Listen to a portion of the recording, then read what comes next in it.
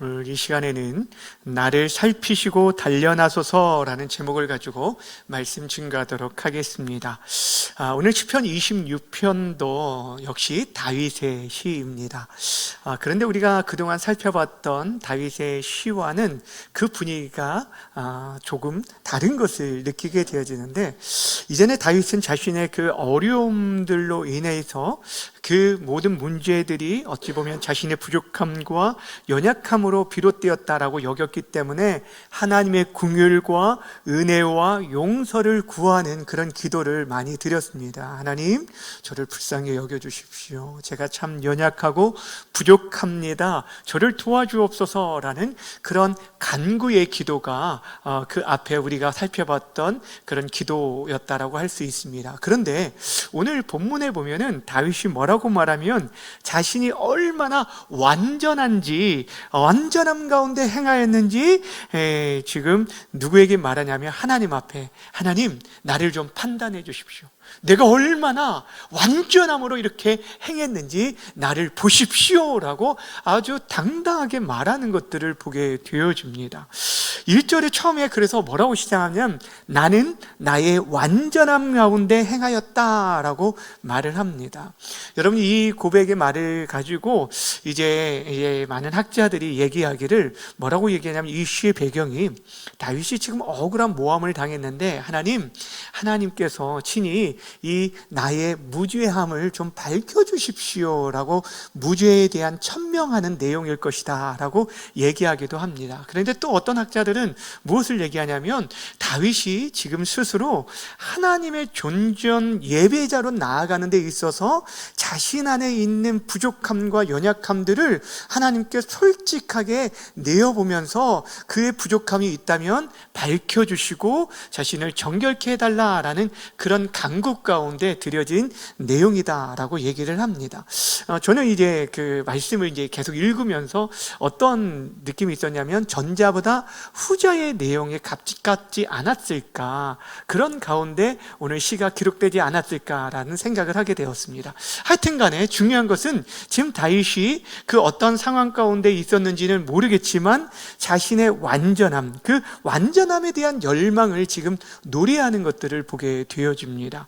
그런데 먼저 기억해야 할 것은 무엇이냐면, 다윗이 자신의 완전함에 대해서 말했다라고 해서 그가 교만함으로 인해서 나는 하나님의 도우심이 필요함이 없이, 하나님의 도움 없이도 구원에 이를 수 있는 그런 완전한 자이다 라고 말한 것이 결코 아니다라는 거예요.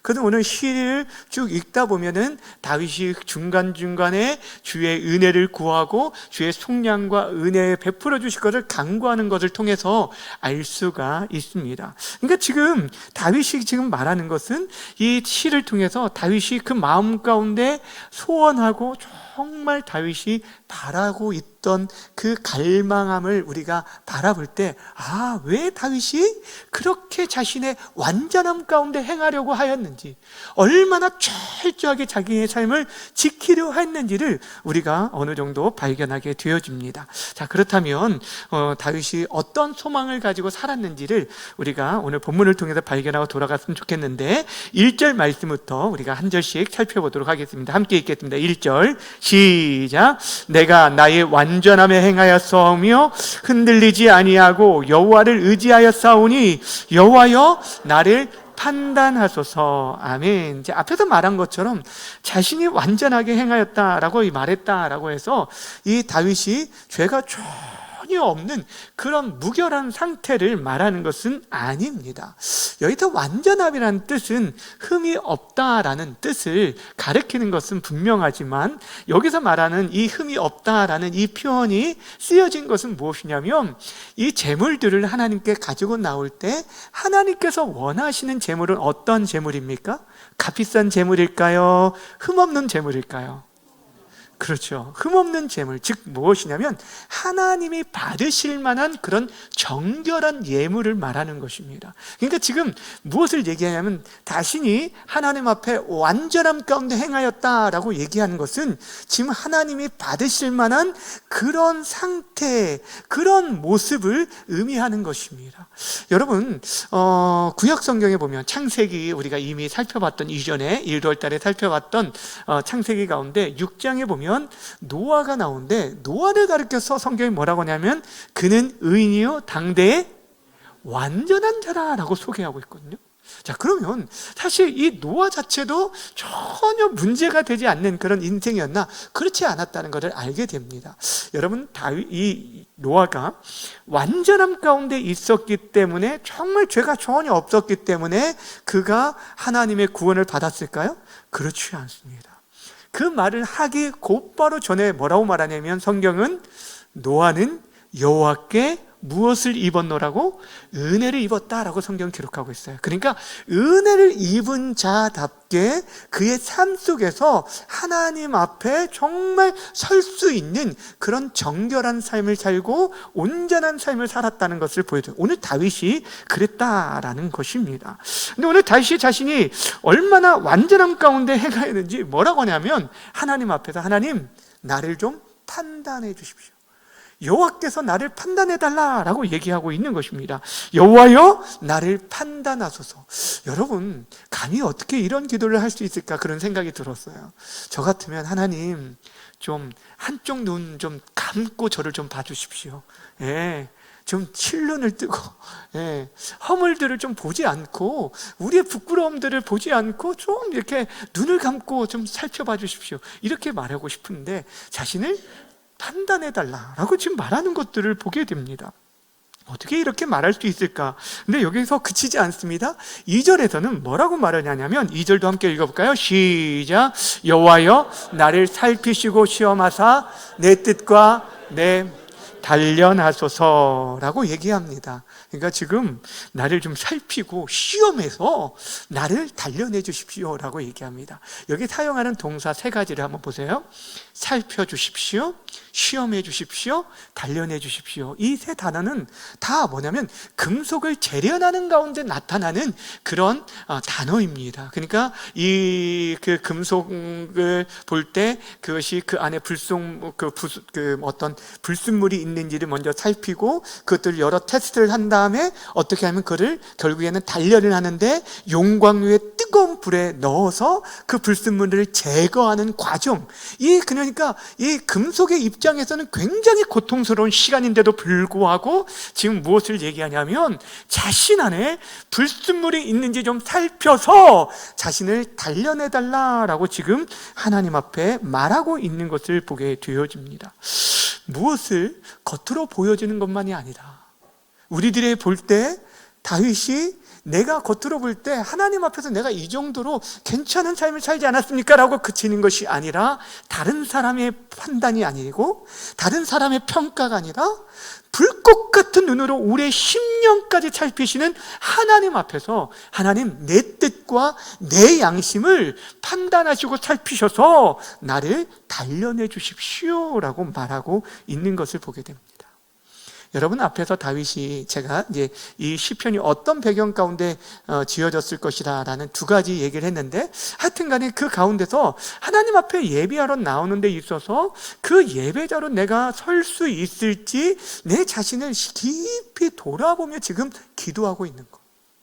하나님, 내가 주의 완전함, 나의 완전함 가운데 지금까지 행하였습니다. 하나님을 정말 철저히 의지하면 여기까지 왔는데, 그럼에도 불구하고 하나님, 나를 살펴주시고 시험하셔서 내 뜻과 내 마음 가운데 하나님 앞에 불순한 것이 있다라고 한다면, 하나님 앞에 서기에 부끄러운 연약함들이 있다라고 한다면, 그거를 좀 밝혀주시고 이것들을 단련해 주십시오라고 얘기하고 있는 것입니다.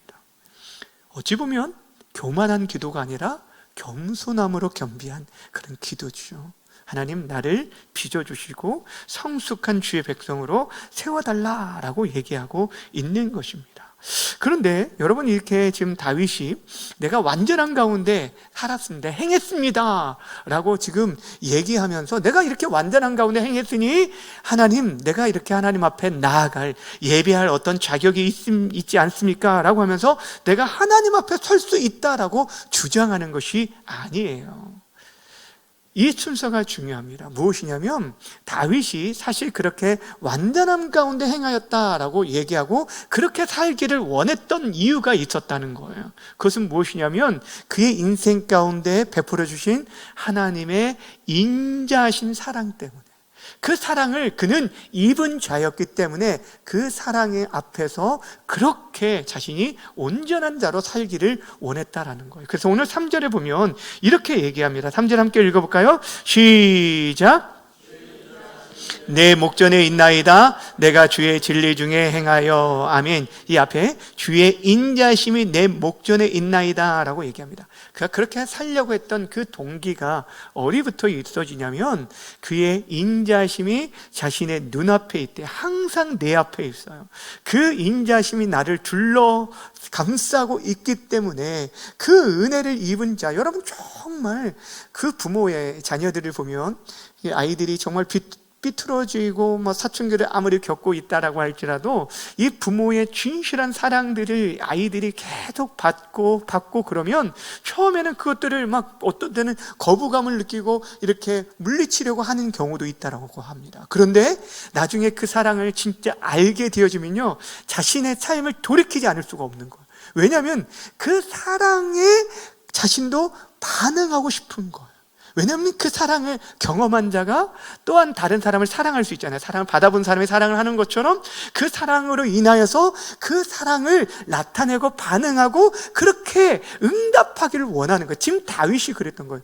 하나님의 그 순결하신 그 사랑과 은혜 안에 인자심이 내 앞에 있기 때문에 내가 그 앞에서 내가 온전함으로 살기를 원했던 거예요. 그래서 내가 완전한 가운데 행했다라고 얘기하고 있는 것입니다. 그러면서 다윗은 하나님 앞에서 온전함으로 살아가를 어떻게 살았는지를 이렇게 말하는지, 그에게는 아주 분명한 기준이 있었어요. 무엇이 있었다고요? 기준이 있었어요. 하나님 앞에서의 기준이 있었어요. 그러니까 그는 하나님의 말씀 앞에서는 언제나 예스로 반응하고 악에 대해서는 노라고 아주 철저하게 자신의 삶의 그 기준이 아주 선명했던 것을 보게 됩니다. 그래서 오늘 보면 3절 후반절에 아까 뭐라고 했냐면, 내가 주의 진리 중에 행하여 라고 얘기합니다. 내가 주의 무엇 가운데 행한다 라고 얘기하냐면 진리 중에 행한다는 거예요. 내 기준, 내 경험, 내 뜻과 내 생각대로 행하는 것이 아니라 주의 진리, 여기 진리를 무엇을 말할까요? 주님의 말씀을 말하는 거예요. 영원히 변하지 않는 하나님의 말씀, 그것이 자신에게 잣대가 되어졌기 때문에 진리를 아는 것으로 그치지 않고 내가 그 진리를 압니다라고 말하는 것이 아니라 내가 주의 진리 가운데 행하였다라고 얘기하고 있어요. 이것이 참 중요합니다. 진짜 예배자로 살아가는 사람의 모습들은 무엇이냐면, 주님의 말씀이 내 인생의 진짜 기준이 되어지고 그 말씀에 따라 순종하며 행하는 삶, 그게 예배자라는 거죠. 그 예배의 삶, 하나님의 은혜를 경험했기 때문에 그가 완전하게 살았다라는 것은 다른 것이 아니에요. 하나님 앞에서는 내가 언제나 예스로 반응하고 순종하며 나아가는 거예요. 행했다라고 얘기하고 있는 것이에요. 그런데 그렇지 않은 진리의 길에 떠나 있는 그 악에 대해서는 철저히 그것을 멀리했음을 말해주고 있어요. 4절과 5절 말씀 함께 보겠습니다. 시작. 허망한 사람과 같이 있지 아니하였사오니 감사한 자와 동행하지도 아니하리이다. 내가 행악자의 지표를 미워하오니 악한 자와 같이 앉지 아니하리이다. 아멘. 여러분, 이 4절 5절에 보면 누가 나오냐면 허망한 사람이 나오고 간사한 자가 나오고 또 누가 나옵니까? 행악자가 나오고 악한 자가 나옵니다. 여러분, 근데 그들과 어떻게 했다고 말합니까? 허망한 자와 같이 있지 아니했다. 그죠? 그리고 간사한 자와 동행하지도 아니했다. 악한 자의 집회도 미워하고 악한 자와 같이 뭐하지도 않았다고요? 앉지 아니했다. 지금 여러분, 여기 나오는 허망한 자, 간사한 자, 행악자, 그리고 이 악한 자들은 결국에 하나님 없이 살아가는 죄인들, 악인들을 말하는 것이죠. 그러니까 하나님의 말씀을 벗어나서 그 질서와 그 뜻을 쫓아 살아가는 것이 아니라 하나님의 말씀을 떠나 살아가는 자, 그 말씀을 인정하지 않는, 여러분, 그러니까 하나님의 말씀을 떠난 자는 하나님을 인정하지 않는 자예요.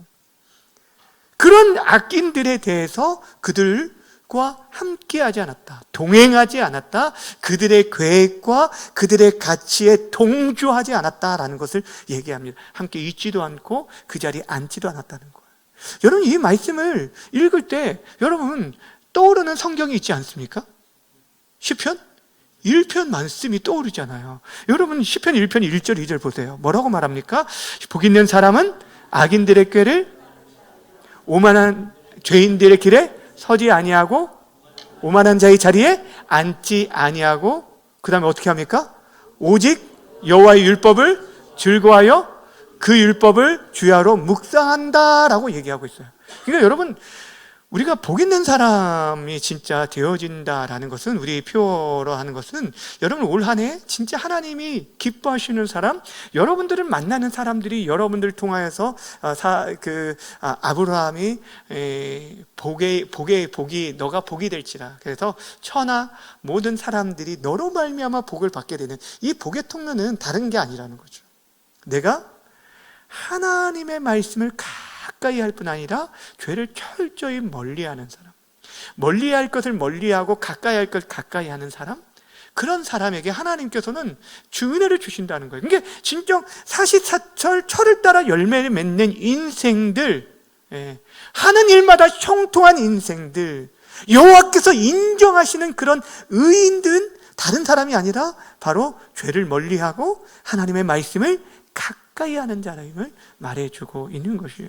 지금 다윗이 그 얘기를 하고 있는 것입니다. 그렇게 자신이 하나님의 말씀의 진리를 따라 행하고 악한 자의 길을 함께하지 않으며 철저히 자신을 지켰다라고 얘기합니다. 자, 그렇다면 왜 그렇게 다윗이 철저하게 자신을 정결함과 거룩함을 지켰을까요? 왜 그렇게 피곤할 정도? 이렇게 살면 정말 피곤하겠죠. 그렇죠. 주의 말씀의 기준을 쫓아 살아가면 사람들이 참 왜 그렇게 살아가냐고 고리타분하다고 얘기를 합니다. 근데 이 다윗이 그렇게 살아갔던, 단순히 이처럼 다른 사람이 볼 때 그냥 착한 사람, 이것을 뽐내고 싶어서가 결코 아니었다라는 것입니다. 자신의 완전한 가운데 행했던 목적이 단 하나, 바로 하나님 앞에 온전한 예배자로 서길 원했기 때문이었어요. 다윗이 정말 바라는 것은 바로 거기에 있었어요. 다윗이 마음에 정말 소원하는 것은 다른 것이 아니었어요. 정말 우리가 찬양할 때 많이 찬양하잖아요. 나 주님의 기쁨 되기 원합니다. 내가 원하는 한 가지, 주님의 기쁨 되기 원하는 것. 이것처럼 다윗의 마음 가운데 정말 하나님을 기쁨이 되어지길 원하고 하나님을 예배하기 원하고, 정말 그는 하나님을 진정 사랑하는 자였어요. 그래서 예배하는 시간을 기뻐하고 하나님을 예배하고 하나님과 함께하는 그 시간, 그러니까 죄를 멀리할 뿐 아니라 하나님을 가까이 하기 때문에 하나님을 예배하기를 원했던 것을 보게 되어집니다. 그분이 행하신 놀라운 일을 증거하며 찬양하며 그렇게 살기를 원했던 거예요. 6절 7절 말씀 함께 볼까요? 시작. 내가 무죄함으로 손을 씻고 주의 제단에 두루 다니며 감사의 소리를 들려주고 주의 기이한 모든 일을 말하리이다. 아멘. 내가 무죄함으로 손을 씻고 주의 제단을 거느리겠습니다. 내가 정결함으로 거룩하신 하나님 앞에 내가 죄된 모습으로 나아갈 수 없으니 내가 하나님 깨끗함으로 주님 앞에 나아가 주의 전에 거느리며 주님과 함께 하겠습니다. 그러면서 뭐 하겠다고 하는 거예요? 감사의 소리를 들려주고 주의 기이한 모든 일들을, 주님께서 행하신 놀라운 일들을 말하겠습니다, 증거하겠습니다 라고 지금 고백하고 있는 것을 보게 됩니다. 여러분, 다윗이 진짜 바라는 것이 그거였어요. 하나님을 자신의 삶 속에서 예배하며 살아가는 것, 자신의 삶의 모습 속에서, 모든 삶 속에서 하나님을 정말 예배하는 그런 삶을 살기를 원했다라는 거예요. 그러기에 예배하기에 부끄러움지 않도록 그 손을 씻고 무죄함을 지키려 했던 것을 보게 되어집니다.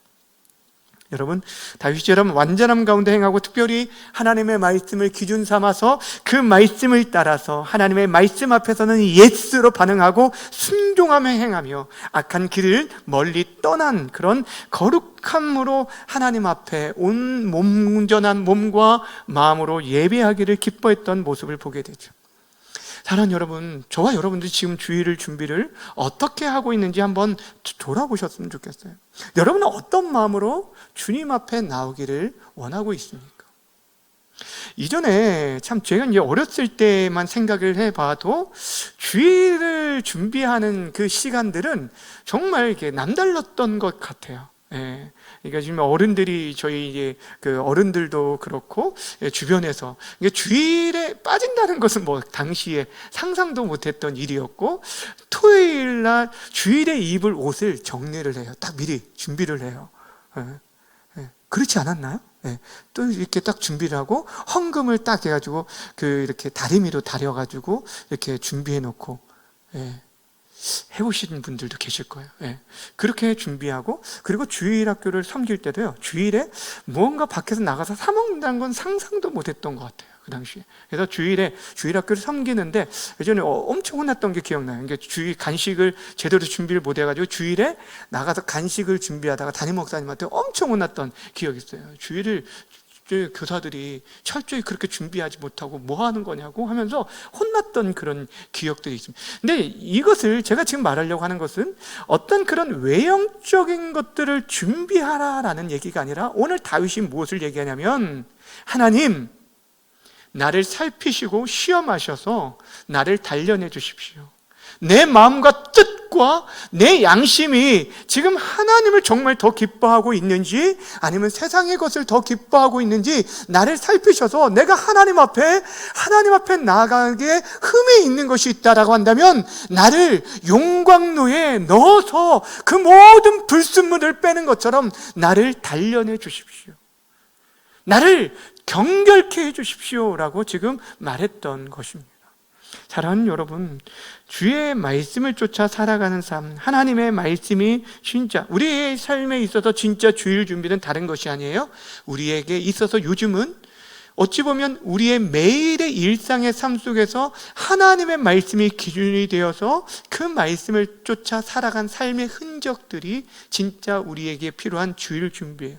그러니까 주일이라는, 일요일이라는 그 하루가 아니라 우리의 모든 시간 속에서 내가 정말 하나님 앞에 우리의 말하는 것, 행동하는 것, 생각하는 것, 우리 마음으로 품었던 모든 것들 속에서 하나님이 정말 기뻐 받으실 만한 그런 모습들이 있었는지, 오늘 하루를 살아가는 데 있어서 하나님 나에게 기대하신 것이 무엇일까?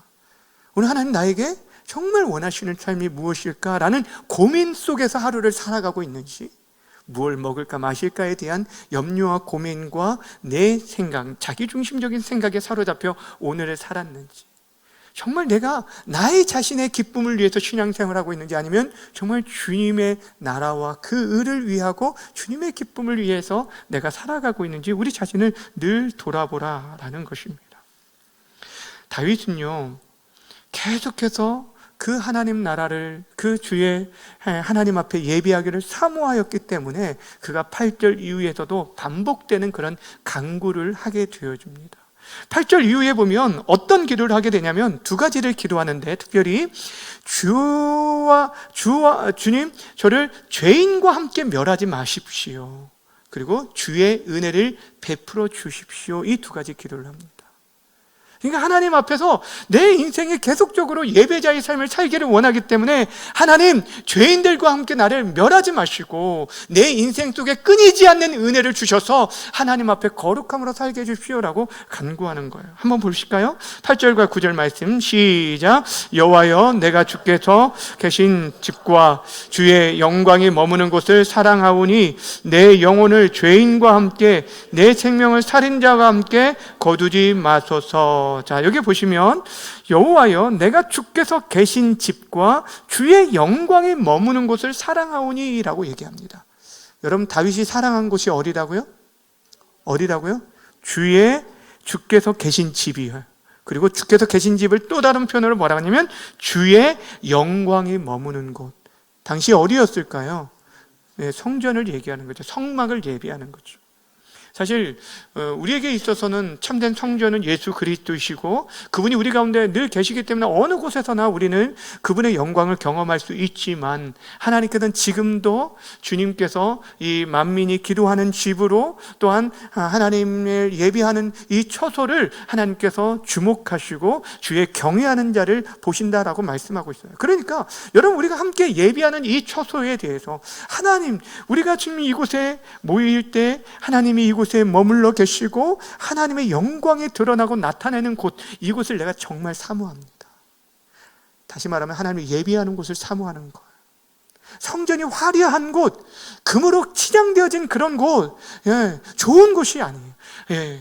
지하에 있는 교회라 할지라도, 상가에 있는 교회라도 그런 곳이 문제가 아니라 하나님이 예비하는 그런 곳을 하나님께서 주목하셔요. 두세 사람이 내 이름으로 모인 곳에 나도 그들 가운데 있으리라고 말한 것처럼 그 예비하는 곳을 사모하는 거예요. 하나님의 영광이 드러나는 곳, 하나님의 기쁨을 나타내는 그곳에 하나님의 치유와 회복과 능력이 나타나는 그 예배 장소를 사모하는 것, 하나님을 예배하는 것을 사모하는 이 다윗이 그러게 하나님, 내 인생 속에서 무엇을 거두지 말라고 말을 합니까? 지금 내 영혼을 죄인과 함께, 내 생명을 살인자와 함께 거두지 마십시오 라고 말하는 것은 그 죄인과 함께 나를 멸하지 마십시오 라고 말을 합니다. 다시 말하면 그렇게 죄로 인해서 하나님을 예비하지 못하는 죄의 자리에 있지 않게 해주시고 그 죄에 걸려 넘어지지 않도록 지켜달라라고 간구하는 거예요. 그리고 더 나아가서 주의 은혜를, 끊임없는 주의 은혜를 구하고 있어요.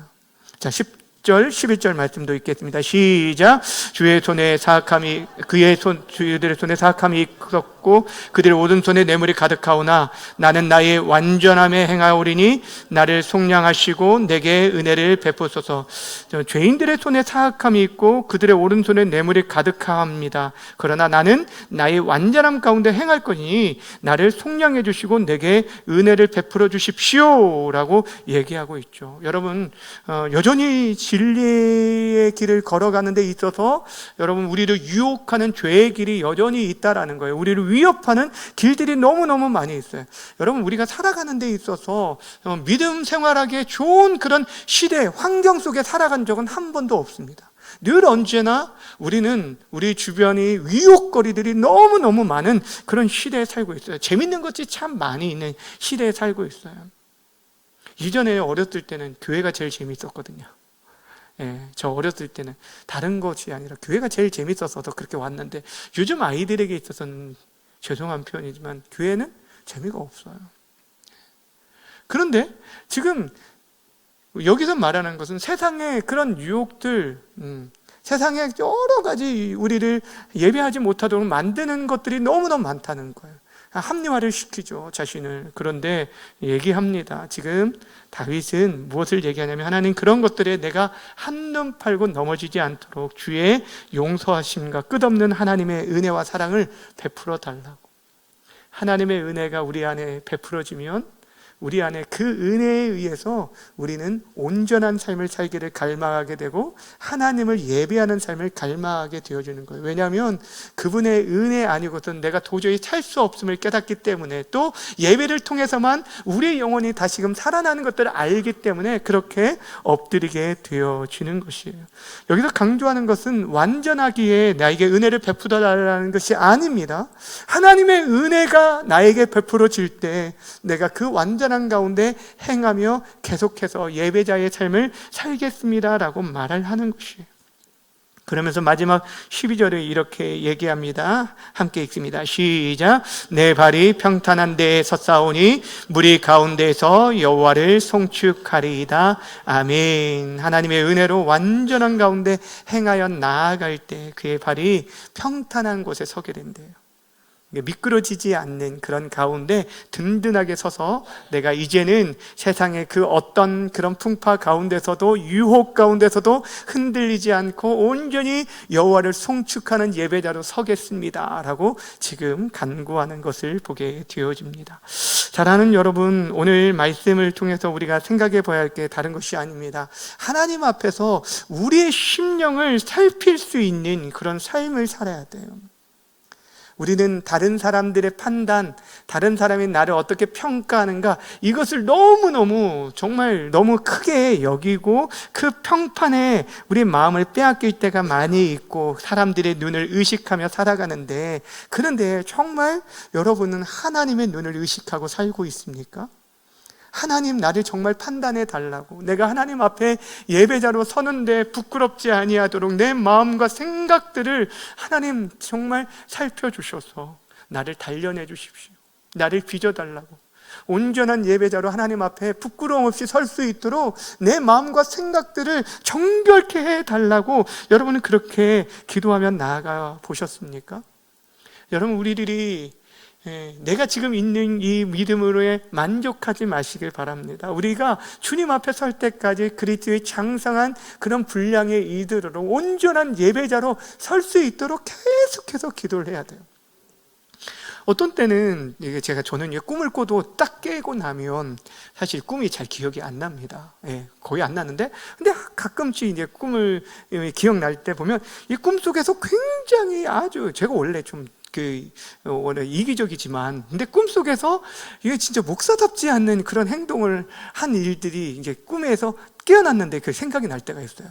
그러면은 제가 이제 기도를 해요. 하나님, 꿈에서라도 제가 목사였으면 좋겠습니다. 그러니까 꿈에서라도 거룩하게 살게 해 주십시오. 여러분 생각할 때, 뭘 그런 기도를까지 하나라고 생각할지 모르지만, 꿈속에서라도 내가 범죄하지 않고 하나님 앞에서 그 무의식 가운데서도 하나님을 예배할 수 있었으면 좋겠다라는 그런 마음의 소망이 있어서 그렇게 기도를 드린 적이 있었습니다. 사랑하는 여러분, 우리들의 마음을 살피고 우리의 심령을 하나님 앞에 그렇게 세우며 나아가는 것, 근데 그렇게 될 때 우리는 정말 철저히 우리 자신을 살피려고 할 때, 빛 가운데 점점 가까이 나아갈 때 우리가 얼마나 한없이 부끄럽고 연약한 자인지를 발견하게 되기 때문에 그리스도의 보혈 앞으로 나아갈 수밖에 없는 거예요. 그렇구나. 그래서 주의 보혈이 필요하구나. 주의 은혜로 나를 덮어주지 않으면 내가 그 앞에 설 수 없구나라는 것들을 깨닫게 되어진다라는 것입니다.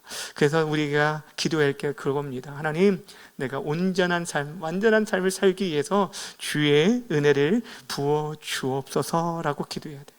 십자가 앞으로 나아가지 않고서는요, 여러분, 우리가 그렇게 결코 살아갈 수 없어요. 주께서 나를 위해서 어떤 대가와 희생을 치러줬는지를 아는 사람은요, 함부로 우리에게 얻어진 이 새 생명을 살아갈 수가 없다라는 것이죠. 최근에 이제 명의라는 이게 프로그램이 있잖아요. 그것을 보면서 어떤 걸 봤냐면 폐 이식에 대한 것을 잠깐 본 적이 있었어요. 근데 이분이 정말 이제 폐 이식이 되어지지 않으면 이제 그 폐 이식만을 기다리는데, 이 폐 이식이라는 것은 결국에 사실 뇌사자 아니고선 받을 길이 거의 없잖아요. 그러니까 이제 거의 죽을 날을 받아놓고 기다리고 있는 중에 정말 이렇게 이식이 되어졌어요. 근데 그분이 수술을 하시기 전에 그런 얘기를 하더라고요. 누군지는 알지 못하잖아요. 그리고 그런데도 불구하고 그 뇌사자의 그 생명을 받은 자답게 내가 헛되게 살지 않겠다고 너무너무 감사하다라는 그런 얘기를 했는데, 아마 그분은 이제 수술 후에 건강 모습까지 보여줬는데 아마 그렇게 지금 살고 계실 거라는 생각이 들어요. 우리가 그렇다는 거예요. 우리가 거룩하게 살아가는 것은 우리의 의지와 노력으로 되어지는 게 아니에요.